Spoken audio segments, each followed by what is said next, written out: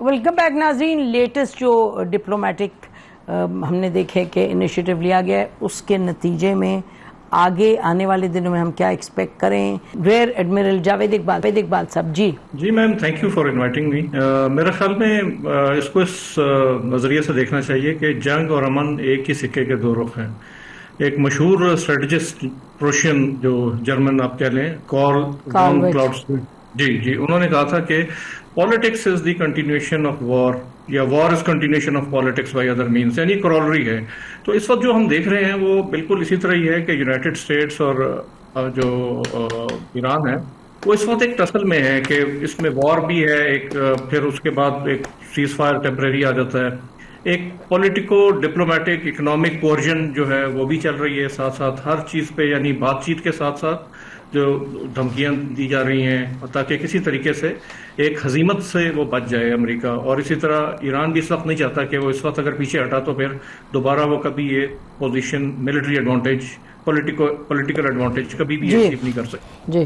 تو پورا اس وقت زور لگایا جا رہا ہے. آپ نے دیکھا کہ ایک طرف یو ایس کی ہی ایک طرف سے کنسنٹ سے جو قطر اور عمان کی انگیجمنٹ چل رہی ہے، اس میں بڑی پروگرس سامنے آئی ہے کہ ایک جوائنٹ کوریڈور جو ہے وہ تشکیل پا گیا ہے، اور کچھ چارجز کی بات ہوئی ہے. ابھی ڈسکلوز نہیں کیا گیا کہ وہ چارجز کی نوعیت کیا ہوگی، کیا وہ والنٹری ہی رہیں گے یا کمپلسری ہوں گے، ملاقہ اسٹیٹ ماڈل ہوگا کہ نہیں. لیکن اس کے ساتھ ساتھ آپ دیکھیں گے جو امریکن جو کامرس سیکٹری ہیں بیسنٹ صاحب، انہوں نے ایک پراپر ایک اکنامک کیمپین اناؤنس کی ہے، آپریشن اکنامک آؤٹ کاسٹ، جس میں انہوں نے پوری دنیا کے ملکوں کو بھی ایڈریس کیا ہے کہ جو ہمارا ساتھ اس میں نہیں دے گا اس کو بھی ہم اس میں ٹارگٹ کریں گے، سیکنڈری سینکشنز لگائیں گے، ایکسٹرا ٹیریٹوریل سینکشنز لگائیں گے. تو یہ پش اینڈ پل جو ہے وہ بیسکلی اس وقت گیم آف دی نروز ہے بیسکلی، اور وار ہوتی ہی نروز کا امتحان ہے، ول پاور کا امتحان ہے.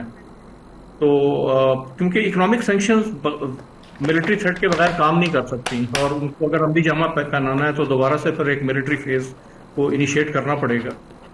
تو لیٹس سی، آؤٹ لک تو پازیٹیو ہے، جیسے ابھی ایران کا دورہ ہوا ہماری لیڈرشپ کا اور اس کی بڑی پازیٹیو وائبس سامنے آئے. تو لیٹس ہوپ سو کہ اس طرح کا ایک ون ون سچویشن کریٹ ہو جائے کہ جس میں امریکہ کو ہزیمت کا سامنا نہ اٹھانا پڑے. چین کا بڑا سخت بیان آیا ہے، آپ نے دیکھا اس پہ کہ ہم کسی جو ہماری جو بائیلیٹرل ٹریڈ ہے چین اور ایران کا، اس میں ہم کوئی مداخلت برداشت نہیں کریں گے. یہ بہت اسٹریٹجک بیان ہے. اور ابھی شی جن پنگ صاحب کا دورہ متوقع ہے ستمبر میں ہی، تیسرے ہفتے میں. تو اس سے پہلے یا اس دورے کے آس پاس میرے خیال میں میجر ڈیولپمنٹس ایکسپیکٹڈ ہیں. اچھا، یہ بتائیے گا کہ اس وقت جو ایران کے حوالے سے امریکہ کی پوزیشن ہے، اور جیسے آپ نے بتایا بالکل صحیح فرمایا کہ وہ کہہ رہے ہیں کہ جی ہم اکنامکلی یہ کریں گے اینڈ یہ کریں گے، اور ایکسپیکٹ کرتے ہیں باقی ممالک ان کے ساتھ چلیں. تو آپ کے نظر میں یہ ایک پوسچرنگ ہے یا آپ کو لگتا ہے کہ they will go through with it? Because بہت سی باتیں امریکہ نے پوسچرنگ کے حوالے سے کی ہیں and has not been able to carry through. جی بالکل، دیکھیں اس میں وقت جو ہے وہ بہت ایک اہم فیکٹر ہے، کیونکہ آپ فار ایور وار تو لڑ سکتے ہیں. تاریخ میں آپ نے دیکھا ہوگا کہ 100 سالہ جنگ یورپ میں اور لمبی جنگیں، لیکن آج کل وہ سیناریو نہیں رہا، کیونکہ ٹرمپ صاحب ایک کلاک پہ چل رہے ہیں. ابھی ان کے مڈ ٹرم الیکشن آ رہے ہیں، اس سے پہلے ان کو کوئی نہ کوئی پازیٹیو دکھانا ہے، ورنہ وہ اپنی میجورٹی جو ہے وہ لوز کریں گے سینٹ میں، کانگریس میں، اور پھر اس کے 2 سال بعد جو ہے وہ فائنل الیکشن ہے.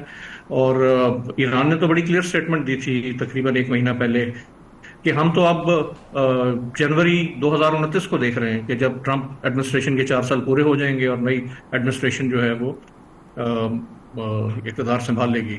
تو یہ گیم آف نروز ہے. ٹائم بہت اس میں میجر فیکٹر پلے کرے گا، کیونکہ جتنی جلدی اگر امریکہ نے اس کو ون ون سچویشن میں کریٹ نہیں کیا اگر اس نے، تو پھر ان کے لیے یہ اس کو سیلویج کرنا اس کے لیے مشکل ہوتا چلا جائے گا. تو بریگیڈیئر صاحب، if we look at the overall situation, تو اس میں امریکہ ظاہر ہے بہت سی باتیں کر رہا ہے، امریکہ ہیز مینی لیوریجز، لیکن ان دس کانٹیکسٹ وہ لیوریج ظاہر ہے یعنی کہ اس کے بعد آگے اور کس طرف بڑھے گا؟ What else can America do?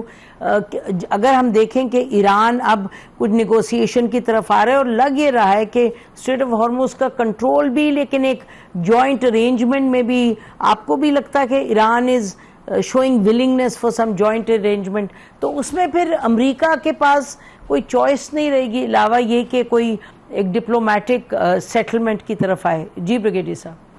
جہاں بالکل انٹرسٹنگ ہے. دیکھیں کہ میں ابھی اوپینین پڑھ رہا تھا, اس میں بھی انہوں نے کہا کہ ہمیں یہ انہوں نے کہا ایکسپٹ کرنا چاہیے جو ایران کہہ رہا ہے, اور انہوں نے کہا کہ it can be a bad option, ان کا it will be embarrassment for the president Trump. لیکن جب انہوں نے کہا انٹرنیشنلی آپ دیکھیں گے اس کا فائدہ ہوگا, اس میں انہوں نے یہ کہا کہ آپ اس کو کر لیں.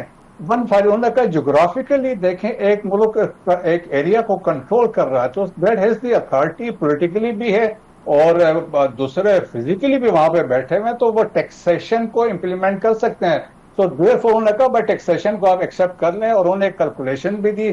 اگر ایک جہاز سے وہ شپ سے $1 ملین دیتے ہیں اور وہ کہتے ہیں $270 بلین کا ان کا لاس ہوا ہے, تو ان کا دے ول ٹیک 20 ایئرس. انہوں نے کہا اینولی 6 سے $14 بلین کی انکم ہوگی, 20 سال میں جا کے یہ پیسے پورے ہوں گے.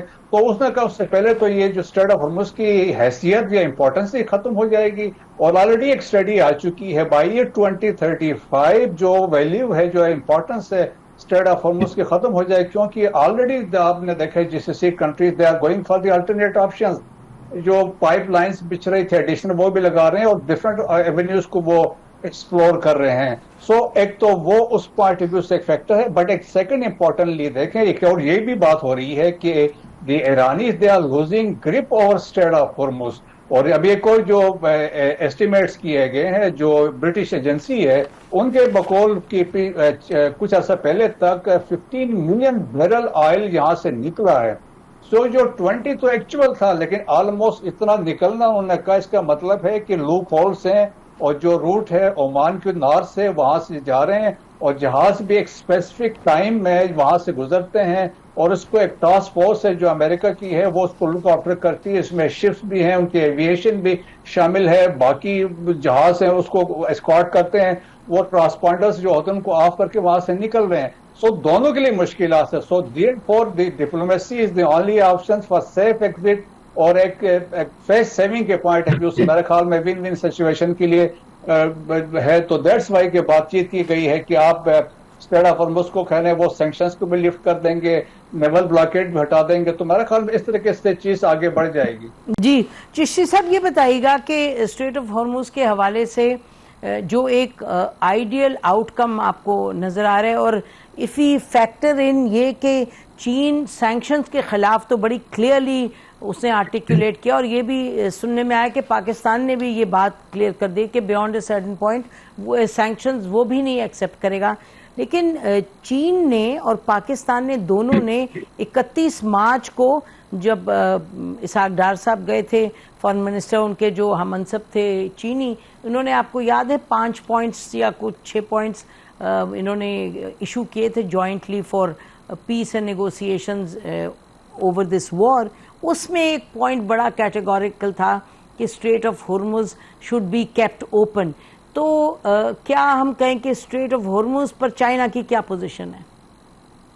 دیکھیے بنیادی طور پر اسٹریٹ آف ہرمز اگر آج ہائپوتھیٹیکلی ہم سوچ بھی لیں کہ کھل بھی گیا ہے تو مسئلہ ساری دنیا کا تو حل ہو جائے گا, پریزیڈنٹ ٹرمپ کا حل نہیں ہوتا, کیونکہ پھر بہت سارے تجزیہ نگار ان کے اپنے کرٹیک پوچھیں گے کہ اسٹریٹ آف ہرمز آپ نے 6 مہینے میں پہلے بند کی اور 6 مہینے بعد آپ کھلوا کے واپس آ گئے, تو ٹیک ہوم ٹرافی کدھر ہے ہماری؟